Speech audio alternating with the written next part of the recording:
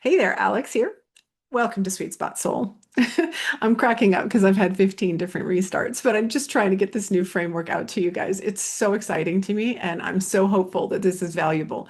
We're diving into a big one today. This is the mirror unions. This is what I'm doing here. If you haven't caught the last two videos, total new framework, new blueprint, helping you to see this journey, not from the one or this person being the karmic or the twin or the whatever we call them, the high level soulmate, but instead looking at each of these different stages as we move through this journey as convergences, as relationships that happen that help to catalyze and push us up, up, up into higher and higher frequencies so that we can clear out, all the distortion and embody oversoul, to embody the flame. Okay. And so I talk about that in the last two videos. Please go back to these foundations. I took another break, a sacred pause, so I could come back with something that I really, really felt would be able to help you through this journey. Certainly has helped me through going through all these different gates as we are moving through the harmonic universes, 3D, 5D, 7D, 9D, all the way to avatar levels and beyond is this journey now. And this is the time. And yeah, so I talk about those foundations in the last two videos. So please make sure you go back to those. Today I'm diving into the mirror union, which is a convergence type that happens. It's a bridge. It's the most commonly called twin flames because of the intensity of it. However, as you will learn, it's not necessarily the one that's going to go all the distance, should that be in your scrolls, to go the distance of embodying the flame and sharing that with another. So again, I talked about that a bit on the last one. There's everything is on my website right now. So if you want to go to sweetspotsoul.com, all of these union types are super in detail, all the metrics, how to map yourself on this, and the overall, theme of this, and tons of Q&A. So please make sure you go there. It's just a wealth of information.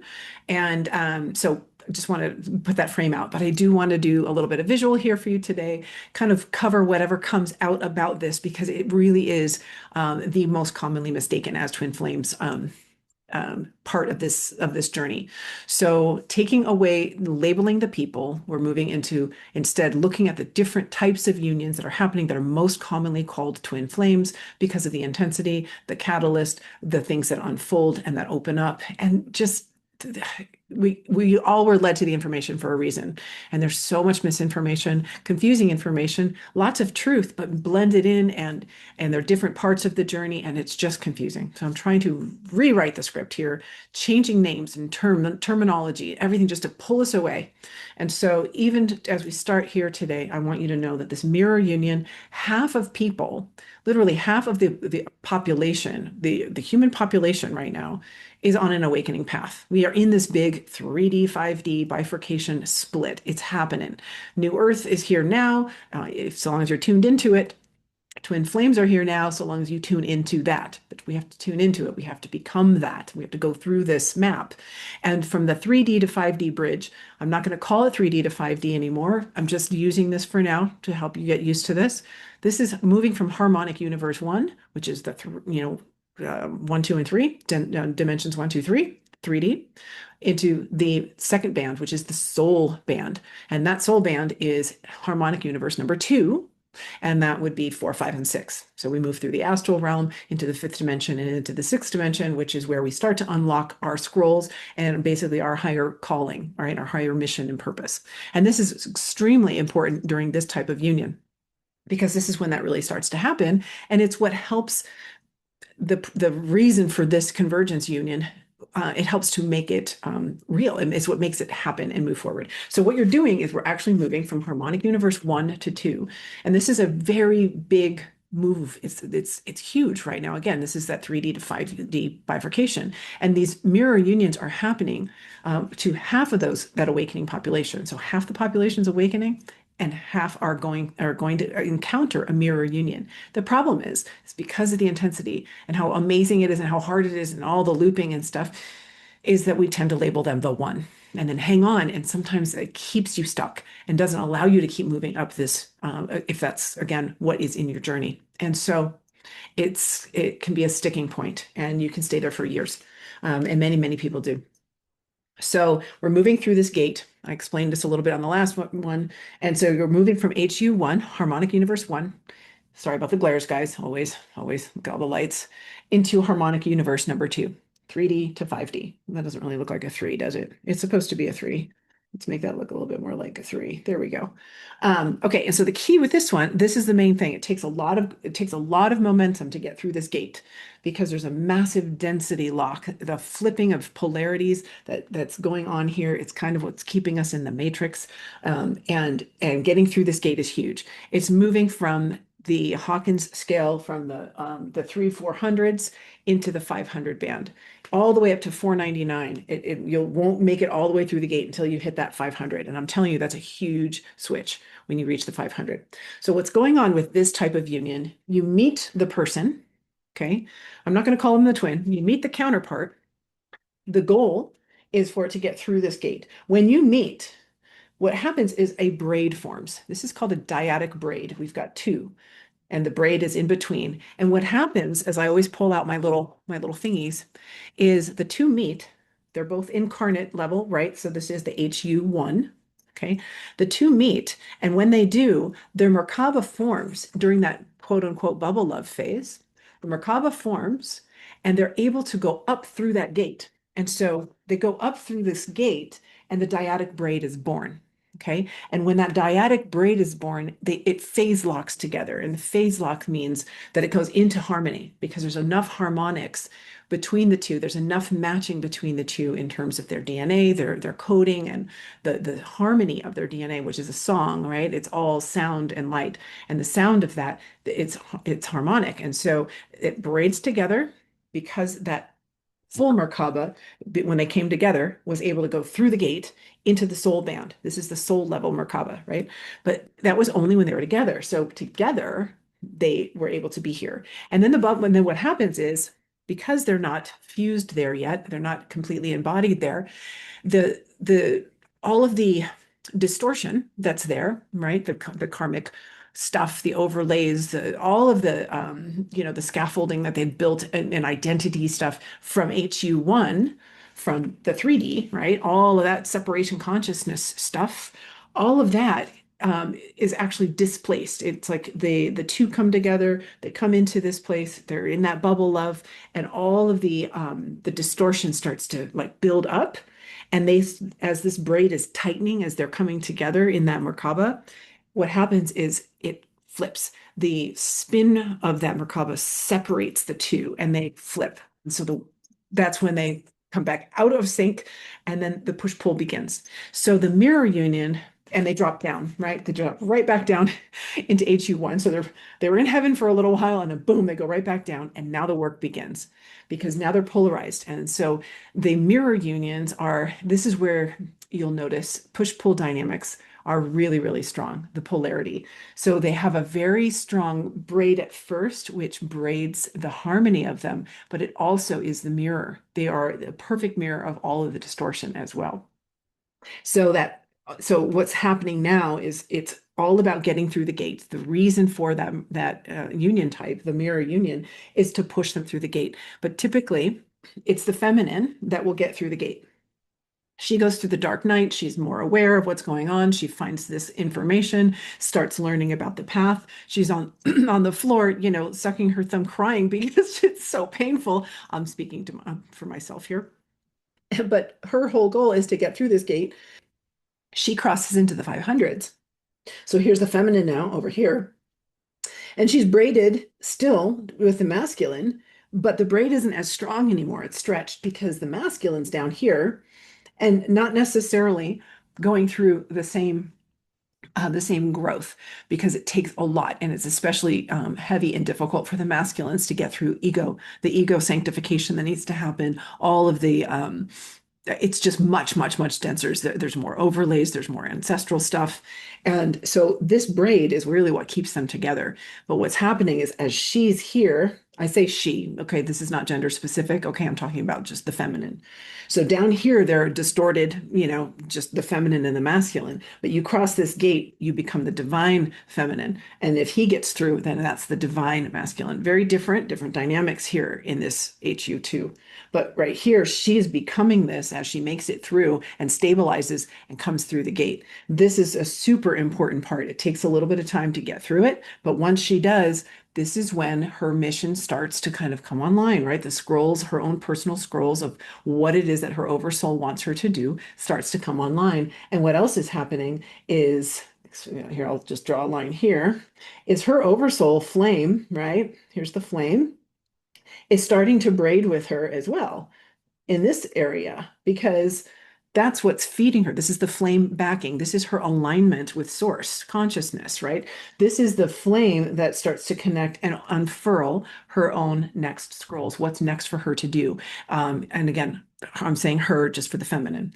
So divine feminine in a perfect world in this mirror union starts to really align vertically with the flame and stops pushing too much energy towards the masculine because this braid is what's holding them together, but it's also where the push-pull is living, okay?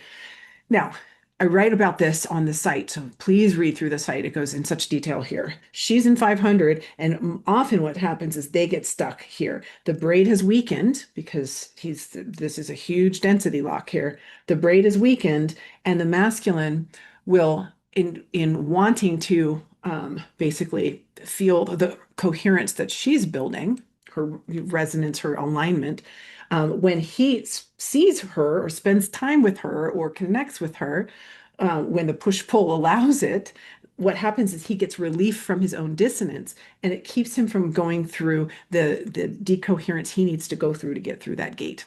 Okay, again, it's all explained on the site. So please check it out and I'll get more into this. But he needs to go through that decoherence, which is a lot of stages in order to completely sanctify the ego, to clear all the distortion, and to actually rise through this gate on his own. And the problem is that there's just this diatic braid between them. He doesn't have the flame to help pull him through this. It's just the two.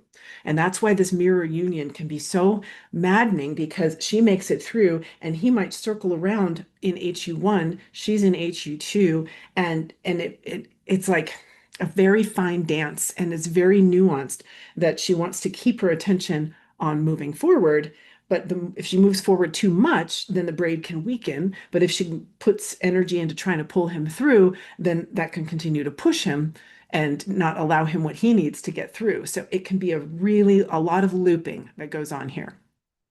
And so understanding what the strength of this braid is, what percentage it's phase locked together is really, really it's a nuance that's really important. It's something that I can see, that I can look into, but just knowing that when it's between 35 and 45%, the masculine gets stuck in phase 2 of that decoherence. So he's not able to fully go through that gate. And so they keep looping in their own karmic cycles, whatever that might be, whether it's with another person or, different habits or addictions or whatever it is, it's keeping them from growing. So it's just a fine line, how much energy to put there, while still staying neutral and vertical and stepping into your purpose. And here's another thing. Another little trap that can happen here is the feminine realizes, okay, yeah, I'm not going to pay any attention. If he wants to come along, he's going to awaken. Well, the next type of union I'm going to explain, the alchemy union, which is the beginning of the twin flame, the true twin flame path. That union has the flame behind both. And so it's a triadic it's a triadic braid. There's 3. And so what's different about it is that, yes, you've heard in the teachings, oh, the divine masculine will awaken. Well, they may not in a mirror union. It's not necessarily what's going to happen. The thing is, it's pushed the feminine through. That was the role. And you keep moving forward. If the masculine and the feminine also have a scroll that they're meant to go into alchemy union, then that could possibly happen. So we don't know until we take a look at it, or you start to really feel into, okay, I'm going to go ahead and continue to be vertical. I'm going to unfurl my own personal scrolls. I'm going to do whatever it is that Oversoul is calling you to do. You feel into that. Maybe check in every once in a while and see how it's going. But honestly, you want to pull your energy off of that masculine, as you know, I'm sure you've heard it in other teachings, in order to create the space for that masculine to start to reach towards you, towards this flame, right? So it's a tricky one. The mirror union is tricky. And what I was going to say, the other potential trap is that if the feminine gets really aligned with her own scrolls and she starts doing like her mission, she's doing her thing, if she keeps going into that and going and going and going, she may actually, in a sense, move away too fast, too far, and even diverge from the potential union. So it's just it's a trickier one. And this is the one that most people are getting caught in, but they're being taught that it's to handle it like the next type of union I'm going to talk about, the alchemy union. So that's the whole thing. So my whole point with this, and again, please go on the site and read all the details because you'll have a better sense of some of this nuance I'm talking about, and also the Q&As on the Sacred Essentials page. So there's a lot in there about this. The key about this mirror union is its main goal is to help you move from HU1 to HU2. 3D to 5D. It's to get through that. It's not about the person and it's not about the one, right? It's that this person has played a pivotal role in pushing you through that tough gate, and they may or may not come along for the ride. And it's the way it is, okay? I know it's harsh, but how many people have been looping? By the time they come to me, they're like, I just need to know. I just need to know, what am I supposed to do next here? Because they're afraid to move forward. And the fact is that if the two actually carry the scroll for an alchemy union to go further, and either way, you still have to let go. You still have to let go of all attachment and expectation. So it's kind of like, when you come to find out and it's like, okay, I really want to know, I want to look at the metrics, I want to see if there's a braid, I want to see what the strength of the braid is, I want to see if we have the alchemy scrolls or not. Are we supposed to move forward, or maybe we get through the gate and then we meet an anchor, we have an anchor union, that high level soulmate. That might be what's next for you here in this gorgeous area of the 5D, the HU2. That could be what's in your scrolls. But if you don't know what these things are, we have to kind of feel our way through. So there's some markers of that on the site, how to kind of feel your way through this. But this is definitely a lot of discernment to kind of figure out, how much do I put into the braid, into the counterpart? How much do I, put into my own mission and that dance, so that you don't get stuck and held back, and that you can watch the looping that might be happening here so that you can continue to move forward. It's so important. And often, like I said, when people come into this type of a union and they're just exhausted over, cycle after cycle after cycle, it is a moment of truth to say, all right, let's take a look at this. Let's see what's really happening. Can I move forward? Because if I meet somebody, a high level soulmate, or maybe an alchemy union is on its way, and some other harmonic match comes in and it's meant to take you all the way through to HU3, then we have to still let go. We got to let go of that mirror. Um, yeah, so there's a lot there. There's a lot there. I know this is a lot of information, a little new terminology, but I'm hoping that it's just, again, starting to sink in a little bit, start to, bring these different terms together, and have you see that this journey is purposeful. It's all meant for you. It's all designed by you, by your oversoul. And as long as you can recognize that we're letting go of the attachments and that everything is working for you, it's meant to purify you at this level. This is meant to clear out all the 3D distortions and help you move into this beautiful 5D and start moving towards doing your purpose and your mission. And those scrolls start to unfurl for you. And then also will come in either an anchor type union or an alchemy union that might then push you even further along. So always much to look forward to and lots to let go of, lots to purify. Then those mirror unions are intense, very intense. They're intensely amazing.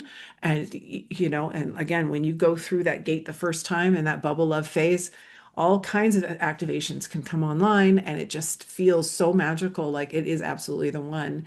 And for a while it is, right? And it's the one that's helping you to get through to the next one. So I hope that this is landing for you. And just know also that there are some, and I'll talk about this in the next video, that do have the latent alchemy scroll that meet, and they are actually, both of their Merkabas take them all the way up to the next level, and then they have to drop all the way back down and still get through that first gate. So they actually have to go through the mirror gate and then go into the next gate, because that's what their scrolls look like. And that can happen sometimes as well. In fact, it's more common that that does happen when you meet someone with, when you have the alchemy scroll. So I'll talk about the alchemies next time. So anyways, okay, that's a lot. Go to sweetspotsoul.com, check out a whole lot more there. A lot of the questions hopefully will be answered, and you can start to unwind, you know, any distortion or any confusion that you might have, even if this sounds a little, you know, a little bit confusing right now. I'm hoping over time, if it hasn't already landed, that it will, and you'll start to see this in a whole new way and start to feel free.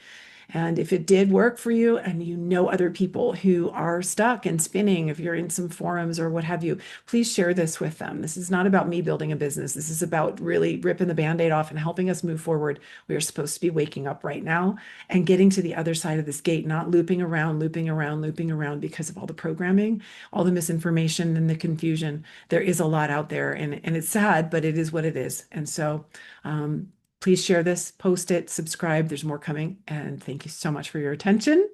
I will not be answering comments per se.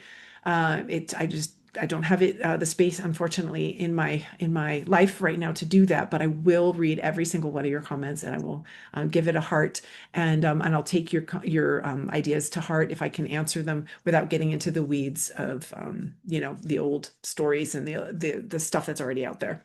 Okay, that's my promise to you. All right, thank you so much. I will see you in the next video. And until then, have a great rest of your day.